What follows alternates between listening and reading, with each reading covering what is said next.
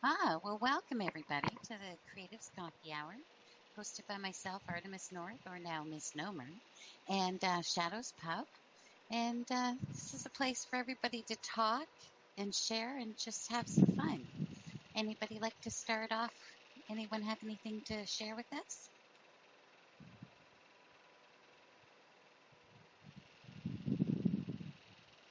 Well, that's a pretty quiet room. What's new with everybody? Anyone have anything interesting?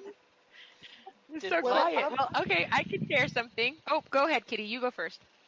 Well, I was just going to say I've got something to share, but it's not really a creative post per se. Nothing fiber related or whatnot, but it's an awesome new front end to the STEEM blockchain that addresses a lot of the problems that Steemit has, steemit.com. And I've been using it exclusively for the last day or two and love it. And it's probably going to be my new front end. And I've written this post that tells a little bit about what the differences are, what the benefits are. And at the bottom, I've cited just 3 minor shortcomings of it. And one of the developers came in and says, well, witness voting, although it's not on the site now, is definitely on their radar and will be added soon. So, yeah, check it out. And I mean, if you want to upvote my post or comment on it, that's great. But check out the site, the Steam Peak site. That's what I'm really putting this up here for. Oh, awesome, Kitty. Thank you. This is a really cool new user interface. I agree with you. Yeah, it hasn't convinced me to move. Well, there's so many benefits about it, just little things here and there. There's a lot of places on Steemit where you have to click to make something happen. Here you can just hover over things and it happens. You go to your profile page, you can hover over a little information icon. It's a little eye in a circle. It will tell you your voting power, so you don't have to go to SteamD or Steam World to see, et cetera, et cetera. It switch from list view to grid view, just all sorts of things. So just check it out. I think once Smash has said that he had something. Yes. Go ahead. You have your art contest. Yeah, so we have, it's actually coming up to the due date, but tomorrow is the final. Let me get a link here so I can post it. But tomorrow is the last day. It's page divider contest for 15 Steam back dollars. I'll see if I can find the link here. 1 second. That's a big prize. Does the prize go all to just the one winner, or is it divided up between different winners? Well, the last one we did was a banner contest, and it was for 20 Steam back dollars. We gave it all to the first place, but then anybody who entered, we gave 1 Steam back dollar to. So we'll probably do that with this one. No 100% guarantees, but yeah, the due date is tomorrow, so it's kind of coming really close to the deadline.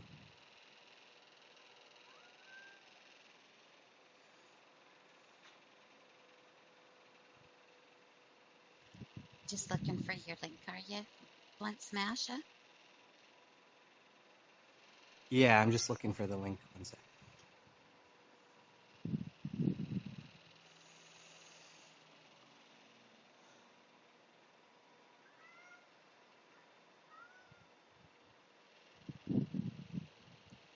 There we go.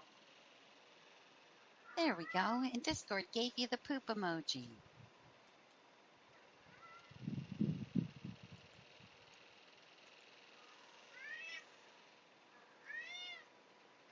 Yeah, so there's the link. 1 day left, so if you know anybody that wants to enter, you gotta kind of get busy on it.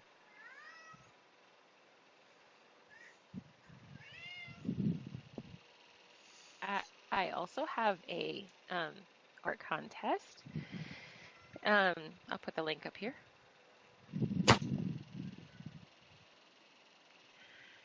So one of our Welcome Wagon recruits has some books on Amazon, and there's just so much to read, on Steam It, and you kind of get lost. And so I was like, oh, I have to go back and read some of his stuff. Well, I absolutely fell in love with this character. I went crazy over him.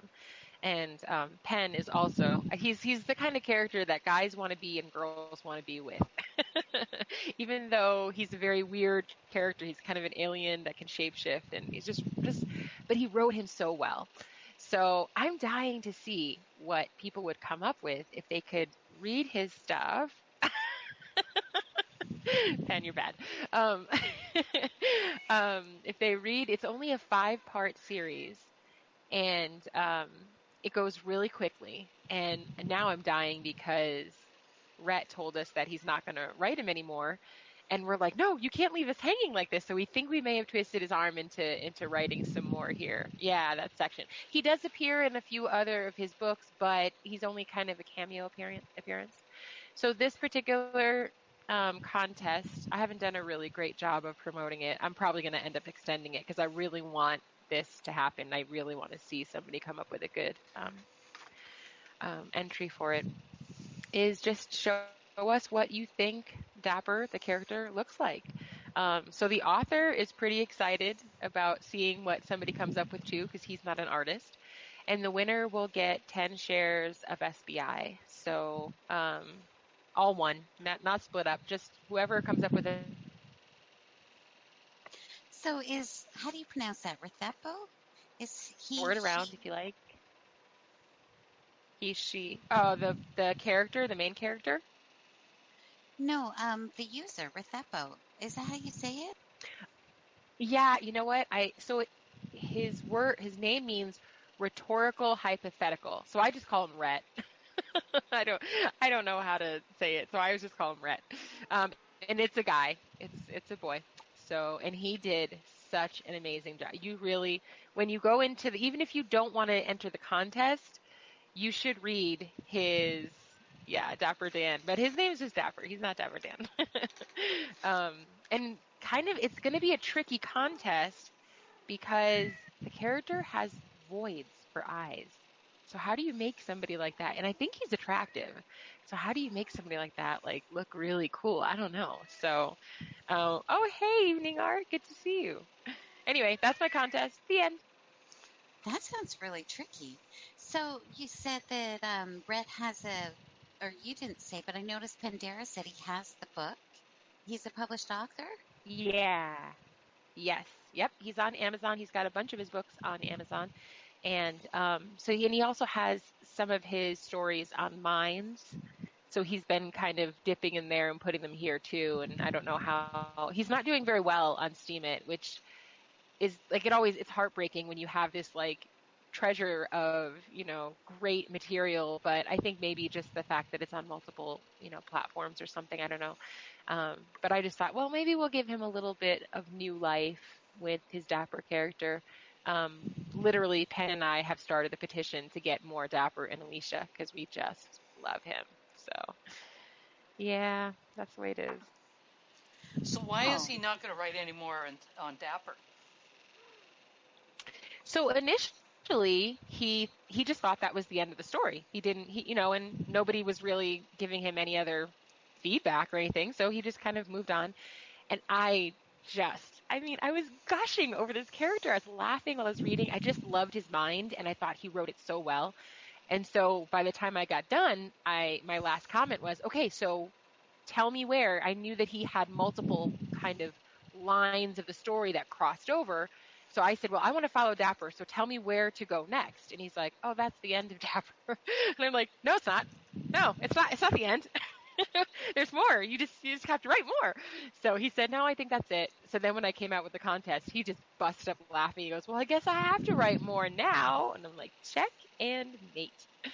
So I think he's going to write a little bit more. He left it wide open, so it definitely is like a story that can be told. And I just think it's a great character. So we'll see if his ears are ringing today now that we're talking about him. I don't know. We'll see if he comes up with anything for us.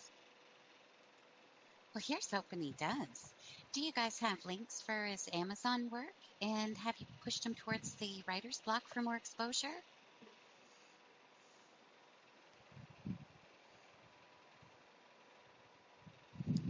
I don't know why I'm typing. Yeah, so in Welcome Wagon, we always encourage them to like branch out wherever wherever you feel like your family is. And now the Writer's Block and also Incubator are places where writers can go. And I do not have the link for his Amazon. He might be going to get it right now because I've just been reading him on Steam it. But Penn just bought his book the other day, so maybe he'll drop the link here. Okay. But yeah, and he's really kind of a cool guy. He's really humble and laid back. Just a neat person. Really, I've been so blessed with the recruits that we've gotten in Welcome Wagon. One of them is here, Evening Art, and we're just like digging up all these little jewels. And now Evening Art is our recruiter, so she's finding even more jewels for us. So it's just really, really special to be able to kind of collect all of these treasures and put them in one place. Sweet, there it is, Penn. Thanks. Thanks, Vendera. That's awesome.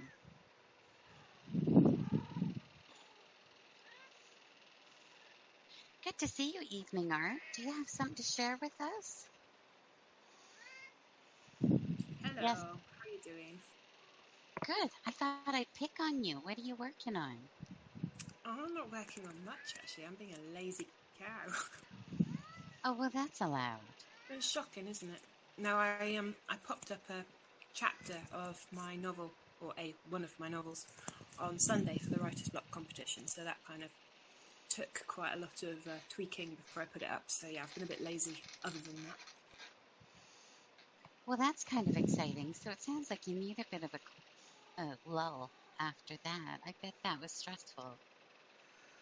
It was quite interesting, trying to critically edit it and look at it as if you're not you and kind of be harsh on yourself. It's always interesting, but in a constructive way.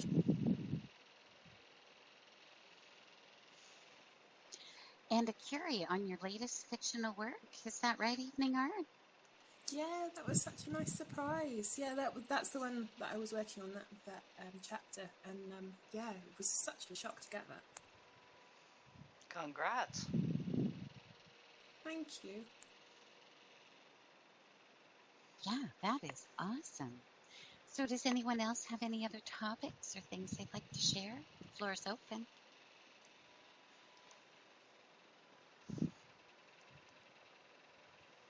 Okay, I'll take that as a no. So I'm just going to start showing you guys some stuff.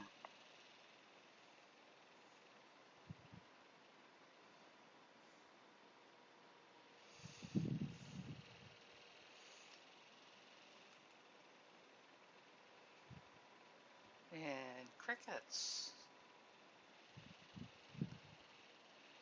You must be reaching for links, are you? There we go. Yeah, sorry, just a sec. I'm going to put my auto talk back on.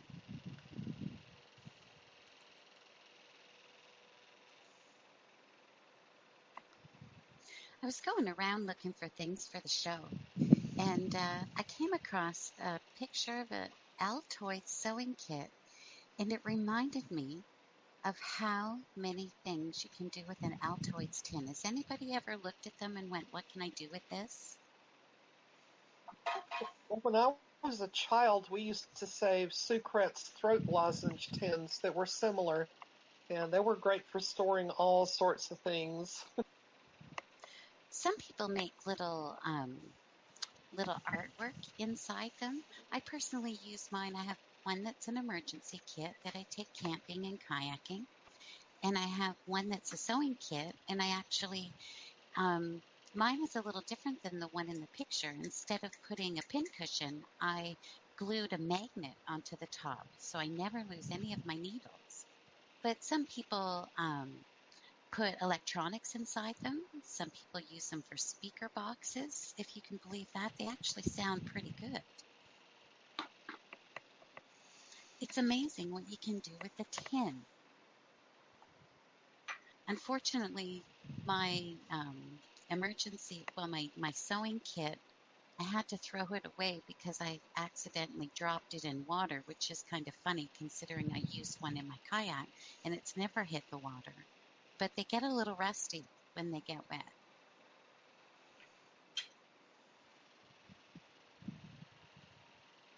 So here's something I thought would look really cool in people's gardens.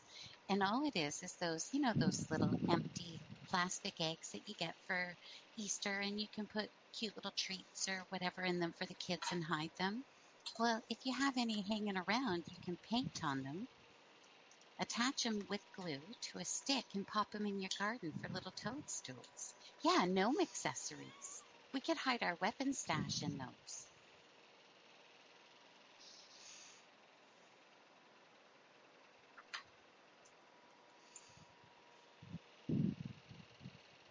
And this next one I found because it just totally amazed me that someone could look at a bunch of pieces of metal and put them together to create this amazing frog.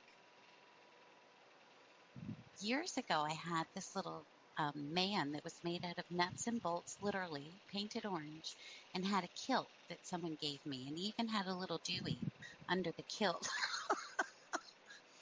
It was really funny. Oh, Dreamy, go ahead and share.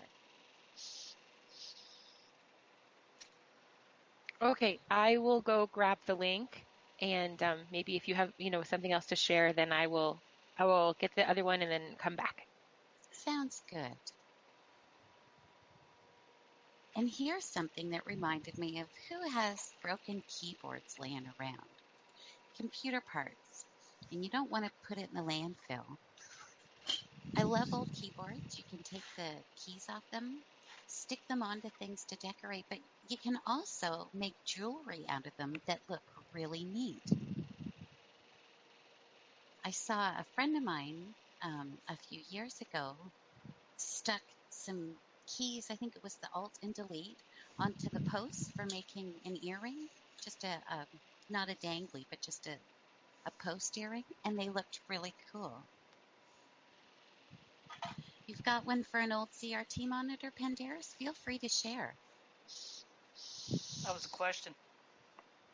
Yeah, I've got a whole bunch of ideas for old CRT monitors. If you have a cat, pull the tube out, and cats love getting in there. You can turn it into a little bed. Someone else I knew actually had a little goldfish bowl. Yeah, exactly. That is so cool.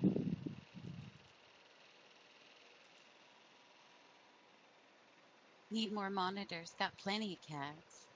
That's really cool. And if you're handy with electronics, and it's really not that hard, you could utilize that button to turn the light on and off.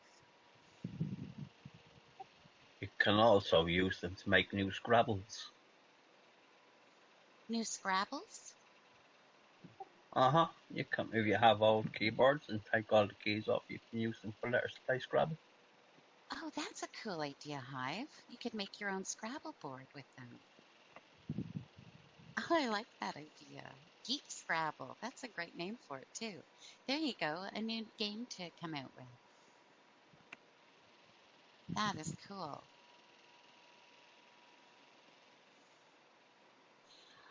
And I don't know if any of you have any old analog watches around.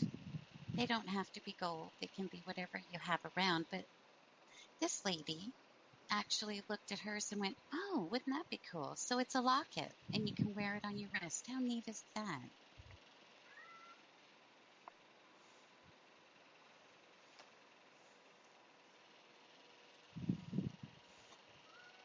And then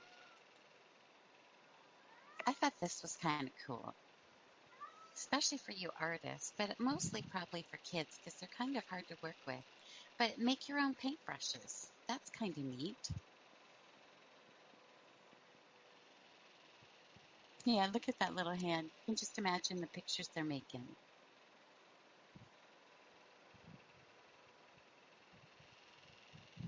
And then I found this. which I love shadow box frames. My mother-in-law wrote me a poem. Yeah, it shocked me too. And I put it in a shadow box with a bit of sand on the bottom. It was about kayaking, of course. But this one here, if you click on it and make it a little bigger, you can see that they've gone on a vacation and brought some shells back and maybe some sand. If you had a good picture, that would be an interesting foreground for it, for a vacation shot.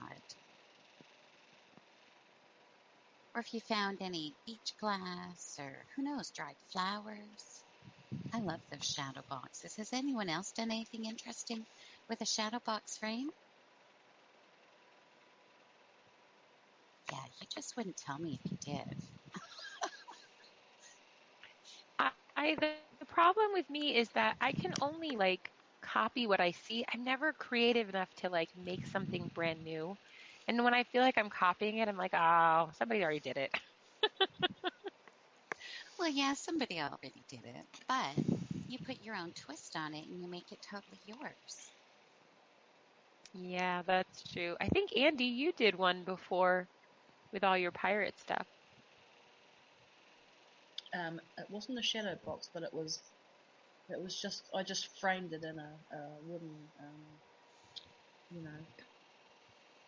but I couldn't put the glass on, unfortunately, because otherwise it wouldn't have fit. Oh, But yeah. the shadow box would have been a good idea for that, actually, because then I would have been able to put the glass over the top. Yeah, the glass makes it a lot easier. You don't have to dust it, but I'm sure it looked pretty cool. Yeah, I mean, I was really amazed at how it came out, actually. I really liked it. You know, it's kind of funny. I think a picture frame, whether it's an old picture frame you're recycling or it's a new one, don't you think picture frames make things look more professional? I know, it sounds weird. I have a frame with all of my son's Sea Cadet badges and whatnot with his achievement in behind, his sailing certificate, and it makes it look very, very professional. It's cute. The cat with the tongue. I love that cat. I don't know if all of you guys have seen the videos that we've been doing, but that cat is just hilarious. He's a urban kitty cat. No, urban warrior kitty, that's it. So the last picture here with the pine cones, there is so much you can do with pine cones. I actually took a walk through, and some people get really fancy, and you should really bake them in a low temperature oven because A, you want to dry them out, but B, you want to make sure you don't have any visitors in them. Been there, done that. Didn't like it. But see how the top picture here, someone has actually taken the time and cut back I guess you call them the petals of the pine cone, and made it look like a cornflower. Oh, there's a blue one there too. It's amazing what you can do with those. When I was, I guess probably 10 or 15 years ago, my niece gave me a Christmas present, and I had it for many years, but I can't show you a picture because it finally got destroyed when we moved. But she took a cone, a great big fiberglass or foam cone, and she got hundreds of small pine cones and treated them and very painstakingly glued them onto this frame with little white fairy lights all amongst. And then she put on little red bows and ribbons. It was the most beautiful Christmas tree I'd ever seen, and I had it for a very long time, but then it got kind of crushed when we moved. I couldn't imagine the hours, but it was treasure. It was something that I was wanting to keep. What sorts of treasure do you guys have in your houses? Coins and books. Yeah, those are treasure. It's funny when I first got into the Alliance and saw everybody talking about silver stacking, I thought, oh, that sounds like an interesting hobby. Then I realized I do have coins. Just certain ones, though. I don't really collect them like other people do. I do that with stamps. Isn't that a cool way to deal with recycling some blue jeans They're so fun. What's this, Blunt Smasher? Did you make your crib board? That is a beautiful job. Yeah, that's is Purple Heart, and in the middle it's Padak, which is a red type of mahogany, and it is all made. I programmed it on a CNC machine, which is a computer that kind of cuts things for you. And then the angles were too steep, so I had to cut the angles on the sides by table saw. That is gorgeous. Oh, my husband would be very jealous of you having a CNC machine. It's not mine. It was a project in school that I did. Well, you did a beautiful job. Do you use it? Yeah, I've used it a few times. It folds up into a pyramid. You might be able to notice that. And then on the top of each corner, it's got two little magnets that kind of hold it together when it folds up. So you did this in school. Was this your own design? No, I kind of stole the design from the internet. I found someone that had something similar there, and so I thought it would be really neat to try it out. Well, you did a beautiful job. And those magnets at the corners are really ingenious. So it just folds up and clips together with the magnets? Yep. Yeah, and then you can see I did change the pattern of the raceway a bit, but at the start and at the finish, I inlaid the opposite wood, just a small piece there. That's gorgeous. Thank you. Yes, that was a beep beep. My texting for Destiny is the Roadrunner at the moment. Sorry, guys.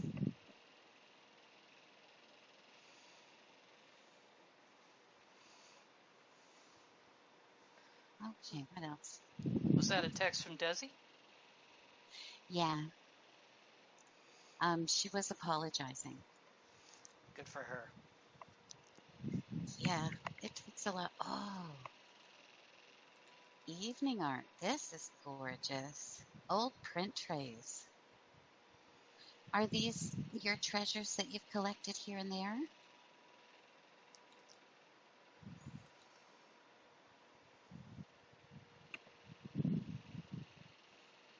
That is really neat. It kind of reminds me of our father's garage. And he had all these drawers and all of these little cubbies, and he would keep the most interesting things out there. I just realised I was talking to you and I had my mic muted. How'd that work for you? Well, it was very quiet. Yeah, So, we have a habit of like combing the foreshore of the river if we go to London or go down to Lyme Regis when there's fossils, so it all goes into the print tray. that is really cool. And these are all things you found along the river? On the river, on the pavement, by the sea, wherever we go, really. Oh, that's awesome. I used to do the same thing down on the shore of Lake Erie. And I had a rock garden, and I would put everything that I found all outside along my trailer and in the rock garden. You find the most amazing things.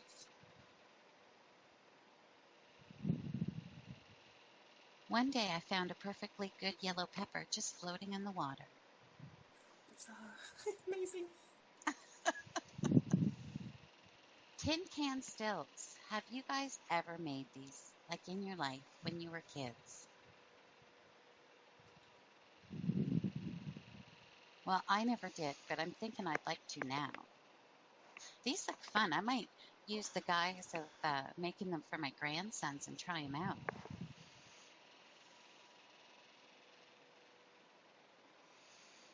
Most yellow peppers are bad guys. You're not referring to Sergeant Pepper, are you, the Hive? No, well, I was just referring to you saying you found a good yellow pepper. Oh, as opposed to a bad one? Smart ass.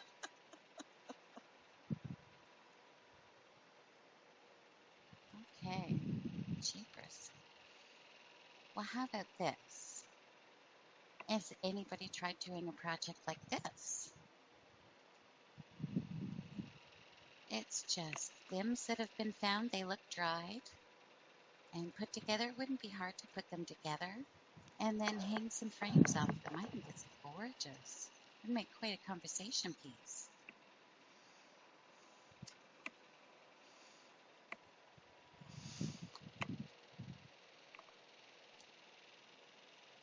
Okay.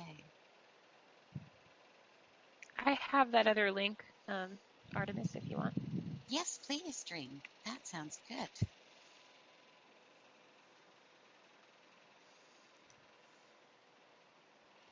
Okay, so Anutu is his name, and he is a designer, and he is one of the possible recruits that Evening Art has found for us.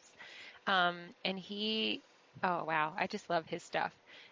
If you click on the link, you'll see a few more things, and it just does. It looks so steampunk, and I love that whole like steampunk kind of era with the new and the old, and like, oh, I love that stuff. Oh, it is. And this particular one looks a little bit cluttered just because of the way that the picture is, but if you look at the post, you'll see it, and then you'll see his other side, which is completely minimalist, and it's like just clean and elegant, and he's just a really, really neat person that we're following, we're shadowing now.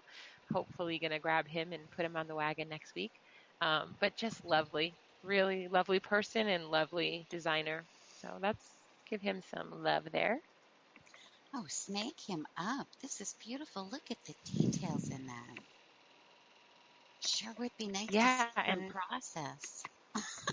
I yeah. Oh, and that's the thing. I think he just said that he said, would anybody be interested in seeing like a tutorial of me doing some stuff? And I'm like, oh, yes, please. I love tutorials. Please, please, please do it. So I think he'll be doing that. So I don't know, maybe if it's a good time for him, we'll maybe try to bring him to the next creative show. Well, even if he just posts with some process, boy, I would love to curate that. That's some beautiful work.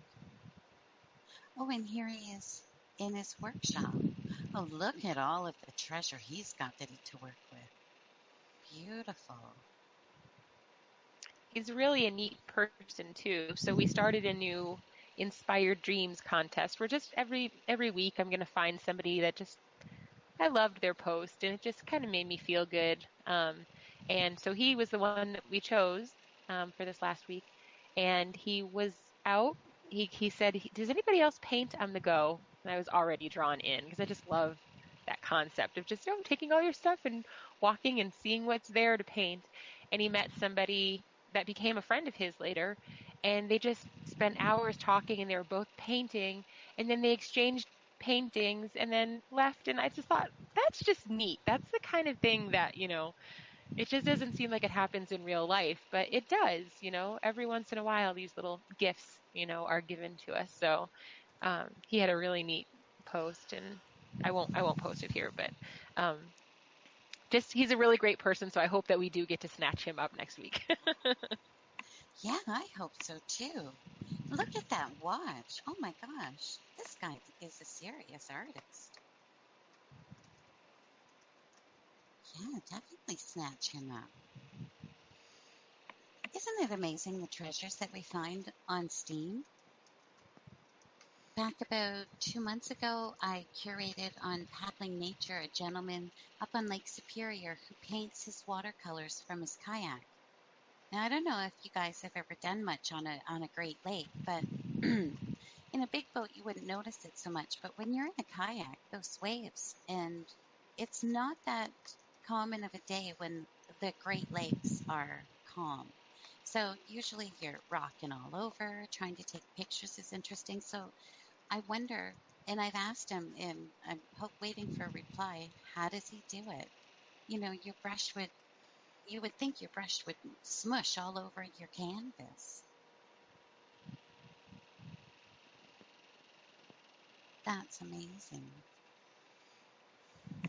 Well, I have to admit it, guys. That's it for what I have to share with you. I've had the grandkids here, It's been kind of crazy. So, how about we open it up? Any topics, any questions about STEAM, anything you want to know about witnesses, anything that you want to know, period. Anyone got any questions that they want to brainstorm?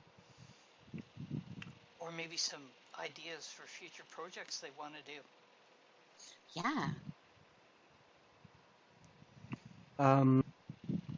I don't know if you guys have heard of the community group that I had that contest for, Can I Curate?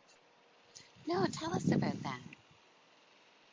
Well, essentially, it's an initiative to try and help newer Steemians that post in the cannabis section with the cannabis tag, so we can help retain them on the platform. It's the community account, and so anybody who wants to contribute is more than welcome. And basically, right now we have a curation trail going on, so we like to curate newer Steemians to kind of get them a little bit of a payout to help retain them on the platform. And we also do a little bit of charity work. We've got Basics to Living. We've got a post about him trying to raise some money for his knee surgery. And a few other people we have done charity posts about in the past as well. So yeah, we're basically a community curation account that's trying to kind of heal the world through cannabis. I think that's awesome. And Dreamz Team, you have another community to add to your list to send people to. Also, anybody who delegates or follows our trail is also put on a auto vote by the account. So I think right now people that are delegating are getting about a 75% auto vote from the account, and then any people who follow the trail also, they get that vote as well from the trail members. And anybody who that puts their vote on the curation trail gets, I think it's 35% vote from the account, and that's one post per day that they'll get an upvote from us. Oh, that's really good motivation. Yeah, so it kind of gives a reward back for the people that are involved, and yeah, so we're trying to also kind of get a post out every day. We want to do a charity post once a week where we'll try and help out a Philistinian, and we got a weekly recap where we go over all the things that we curated during the week. Tuesday we have a recipe that we go out. Golden Dawn makes a recipe every week, and she posts it up on the account for us. And then on Saturdays we usually have a growing school, which helps teach people how to grow the cannabis plant. Oh, and how do you do that? Is it in Discord or with posts? Well, we have a Discord server, and anybody who needs help with anything from medication help, getting the right medication that they need through cannabis, whether it be CBD or dosage that they should be taking, or anything to do with growing or anything like that. Do you have a non-expiring link to your Discord? Yeah, sure. I'll get it right now. I follow Golden Dawn, and I really didn't know much about Can I Curate. Golden Dawn does post some really great posts about different recipes and applications. Yes. Yeah, so the account is only about I think it's 6 weeks old now or so. So we're still very new, and Golden Dawn hopped on with us probably about 3 weeks or so ago. Actually, Blend Smash Chat, have you heard of Shadows Pub and I's show called Curation Corner? I may have heard of it. I may have been there once, but I am not 100% familiar with it. Well, what we do is we bring on other manual curators from around the platform, and we talk about what makes good posts and what you do. And we were wondering if you'd like to come on the August 21st. Yeah, for sure. I just have to be reminded about that, and maybe I can put something in my phone to remind me about that. Good Yes, plan. Pandera. Yes, please do. And yes, Pandera, you do make good posts. Thanks, Plant. You do. You have good information. It's probably a good time to comment that we're expecting Ethan D. Smith on the Curation Corner tomorrow. Yes, thanks, Shadows. So when is the Curation Corner? It's weekly, or? It's every Tuesday at 2 p.m. Eastern Daylight Time. What is that UTC, Shadows? 6.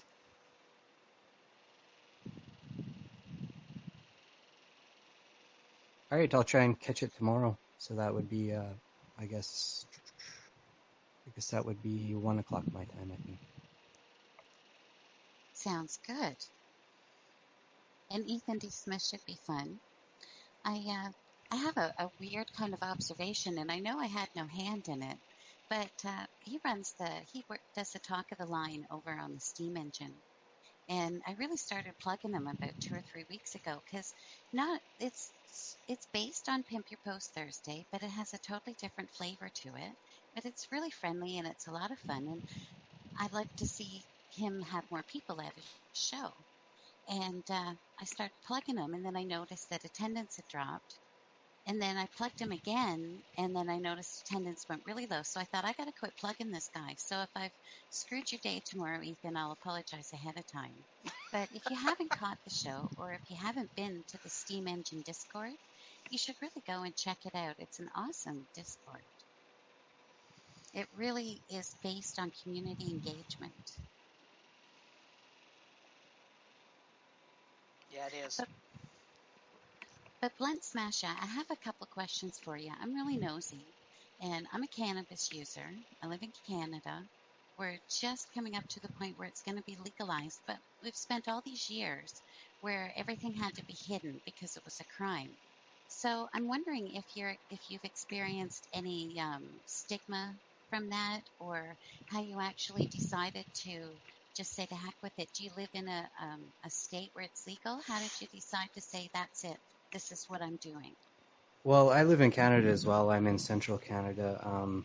I have a medical card, though. I've been on chemotherapy for the past 3 years for an autoimmune disease. So the chemo kind of kills off my immune system in hopes that it won't continue attacking my body. Luckily, I just got news that I am probably not going to need any more infusions, so that's really good news. And so I kind of just I'm legal to talk about it and do it, and I actually was smoking before then, and I don't have too much care about it. I mean, I can walk down the street smoking and really not care. No one really cares, in my opinion. It's very accepted where I am, in my opinion. I think it's becoming very accepted all over. I guess I'm just older, and I remember the stigma attached to it. So I've spent many years being careful, but it's an amazing plant, really. I mean, what it can achieve. What sorts of things have you seen that it's achieved that have really stuck in your mind? Well, I mean, it was probably one of the first plants ever cultivated by humanity. It's been in our farms for 10,000 plus years now, and that's kind of on record that we've used and harvested this plant for a long, long time now. It's got a lot of benefits. I mean, the fibers are used for paper and for all kinds of building. You can make plastic out of it. The seeds are very healthy. They're considered a superfood. They're high in omega-3 and protein.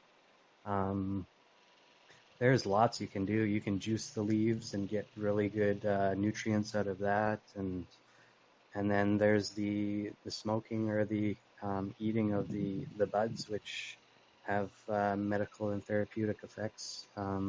My main way of smoking is vaporizing, and that way you can dial in on the certain cannabinoid that you're looking to affect your symptoms, be it CBD, CBN, CBG, or THC. lots of people believe that the entourage effect is really the most powerful, where you have a lot of those different cannabinoids acting on your endocannabinoid system all at once and kind of working together to help you achieve whatever you're looking to achieve with that. Did you say enfleurage? The entourage effect, they kind of call it when you have more than one cannabinoid. So the cannabinoid is the compound that grows on the trichomes, which is the little sticky parts on the plant, and they grow to the buds mainly, and sometimes on the leaves. But that's what has the psychoactive THC and the CBD, which is considered the kind of medical product of the cannabis plant. What is the difference between smoking the buds versus the leaves? The buds contain a little bit more of the trichomes, which can contain all those cannabinoids. They're more concentrated on the buds. And then the buds, or the leaves that are close to the buds, also grow those. But then there's the bigger leaves, those are called fan leaves. Those typically don't grow the compounds, the cannabinoid compounds. So what do you think of shatter? There's a dispensary not far from me that sells these shatter pens, and they call it CBD pens. Do you think those are effective? I'm not familiar with that product yet. The shatter is made from, what they do is they take the bud and they put it in a glass tube, and then they run butane through it, which extracts the cannabinoids, the trichomes off the plant, and then basically they evaporate that butane out so that you're left with just the cannabinoids, and they vacuum purge it and heat it up so that all that butane is extracted out of that product, so it's just left with the final cannabinoids. I've smoked it, I've used it. It's a lot stronger than just the flower or the buds. But also it's used they use butane to extract it, which is not really something that I necessarily want to mess with. Yeah, I don't blame you. That sounds like it could maybe blow a window out of your house. Yeah, if you're manufacturing that on your own, then you have to be really safe because it can be explosive, and yeah, there's been many instances of people blowing up their house or whatever kind of thing doing that. So I would kind of stray away from making it yourself, and then even buying it. I mean, I've bought it here and there, but I prefer to go with a similar product that's made in a different way. It's called Rosin. And so what they do is they actually have one of these presses. It's a pneumatic press, and has two metal plates that heat up, and you put your flower into a screen, and then in between parchment paper, and then those plates crush it and squeeze out what is called rosin, and it's a very similar product to the shatter, only it's made in a more natural way without the solvent extract. That does sound much better, and you won't blow yourself up. Yes, exactly. And it also has, it retains terpenes, which is what flavor food and scent food in cannabis. So it retains all the smell and the taste, whereas the shatter product usually gets rid of all that. So in my opinion, it's much better because not only does it have the taste and flavor, but it also is made a little bit cleaner. So And what you do you... have to worry about trace elements of other things being left behind too. Yes, exactly. So what do you think is the best delivery system for the CBDs? My opinion would be eating it is a little bit more effective. Also, if you're eating rather than smoking, it's a little bit healthier for you. I know when it comes to THC, your liver actually breaks down the THC into a few different compounds. So there's THCD, which you don't normally get in just smoking, which can affect your. It's actually a little bit more psychoactive. It'll get you higher if you eat cannabis, but you have to prepare it properly too. You have to do what's called decarboxylating it, which means you have to heat it up to release an oxygen atom, and by doing that, it converts it from THCA to THC, and that is what will get you high. So if you eat just raw cannabis, then it doesn't contain very much THC, and it won't actually even get you high. So like just a growing plant, if you went and ate it, it probably wouldn't even get you high because it doesn't contain the THC, which is the psychoactive compound. I think it's going to be really interesting to see what happens with our legalization here and people growing plants. I wonder if it's going to put a kibosh on the grow ops that have destroyed so much real estate. No. Yeah, it's going to be interesting for sure. What will happen is that people like yourself and I, we won't put the time into growing it. If you want a good plant, you're going to have to kind of care for it. And if you've got multiple plants, it's going to probably take up a lot of your time anyway. For the average person to do all this would take up too much time. We would prefer to just go down to Blunt Masher and say, here, listen, there's $50. Give me my quota. I'll go home and smoke. Yeah, but they won't need to be destroying homes doing it to be able to build facilities to do it. Yeah, I mean, if I could have some sort of large scale growing operation, I would love that. Unfortunately, the legal aspects of getting there are there's huge hurdles, and you need a lot of money to get that going. So I would love to start actually a CBD farm. If I hear that if you I know this is the law in the States, if it's less than 0.03% THC, then it's legal. So I think it's something similar here. So I would love to buy some land and start farming just CBD, and that's going to be really big soon, I think, especially people use it for their pets and stuff, even old dogs and stuff are getting CBD, and it's working wonders on their joints and stuff. I believe it. I use it for my back, and it does really help. It doesn't take the pain away. It was maybe you have a better explanation. It was explained to me it doesn't really take the pain away. It just alters how your brain deals with it. Is that true?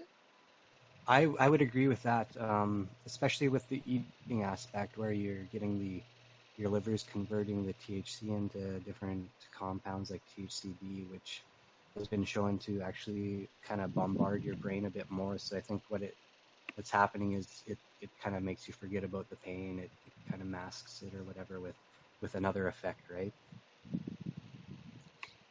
You have certainly done a lot of educating yourself. How did you go about educating yourself? Was it just a whole bunch of resources that you put together, or did you take a course? I'm self-taught mostly. I've got a couple different books on how to grow. They're called Grow Bibles. I've got another book that goes through a bunch of different strains and says some stuff and about those and the aspects of them. And yeah, I just kind of pieced it together a little here and here. And probably a lot of trial and error. Yeah. There's a lot of misinformation out there too, so you kind of gotta take what you know with a grain of salt and find other sources to corroborate that and stuff. So I think with legalization coming, there's going to be a lot more research though, and a lot more harder facts on how this affects you and the benefits and that kind of thing. Yeah, that is kind of exciting when you think about it, the research that it's going to open up. So I have a not really a silly question, one I'm curious about. Dynamic Green TK says that a cannabis plant grown in the sun is much better for you than a hydro plant. What do you think?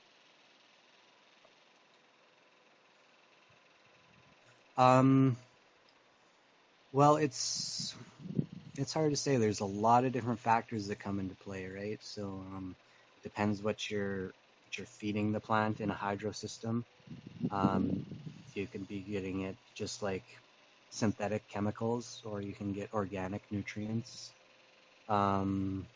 There's a lot of, like, when you're growing outdoors and you're not using any nutrients, then it's going to be all natural, right? So you got the organic option, right?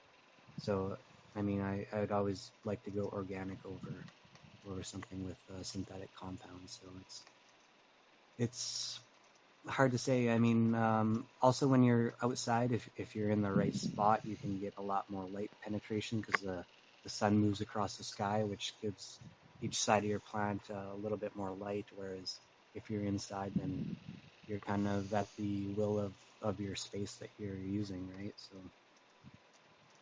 That's true. A number of years ago, my husband and I had a CV repair shop, and this young guy used to come in and we'd do house calls because we're also ham radio operators. So he had the climbing gear, he had the harness and everything. So we'd hire him to go up and bring down the antennas so we could fix. Oh, I hope that didn't just die. Am I still here? Yep. Yep. Okay. Yes, you So are. I went out with him one day and he said, "Come here, I want to come with me. I want to show you a project I've been working on." So we ended up trekking through the woods, and I'm kind of questioning and really glad that I knew this guy really well. So we finally get to this huge honking tree, and he starts climbing up it. And as I look up inside, I realize there's pots all over the place, suspended from the branches, and he's growing pot plants in the trees. And I really don't know how in hell he did it because they were shaded. yeah, that's genius right there. Yeah, he never got caught. I couldn't believe it. So, on that note, how about we close out the recording? And thanks for all your info, Blent Smasha. Those are questions I've been dying to know. Yeah, So, for sure. If you have any more questions, I mean, you're welcome to come join the Canna Curate server, and there's tons of people with lots of knowledge, even more than me in there. So, any other questions anybody here has, you're welcome to join. thank you very much. I did join actually. So, this has been the Creatives Coffee Hour, where who knows what you're going to end up talking about. So, thanks to everybody for coming. And I had a really great time. And I hope you all come back next week. So this is Artemis North, or Misnomer, and Shadows Pub saying, have a great week and go forth and steamiate.